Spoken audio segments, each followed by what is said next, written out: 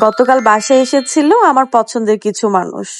তো কিভাবে দিনটা কাটালাম, কি কি খেলাম সবকিছু নিয়ে থাকছে আজকের ভিডিও। তো সকাল সকাল উঠে বাসাটাকে একটু গুছিয়ে নিলাম। এদিকে আমাদের রান্নার আয়োজন অলমোস্ট শেষ। আমরা টেবিল গুছিয়ে নিয়েছি। এখানে ছিল ভাত, ৩ রকম ভর্তা, ছোট মাছের ভুনা, লাউ ডাল, সালাদ, পোলাও, ডিমের কোরমা, রোস্ট, চিংড়ি মাছ আর গরুর মাংস। তো খাবারগুলো খুবই মজা হয়েছে। মানে রান্নাটা খুব ভালো ছিল। আর গতকালকের ওয়েদারটা কিন্তু বেশ সুন্দর ছিল। মানে অনেক বাতাস ছিল বাইরে। আমরা বারান্দায় গেস্টদের সাথে গল্প করছিলাম, বাতাস খাচ্ছিলাম। তারপর গিয়েছিলাম ছাদে, সেখানে বেশ অনেকটা সময় পার করেছি, গল্প করেছি, ছবি তুলেছি।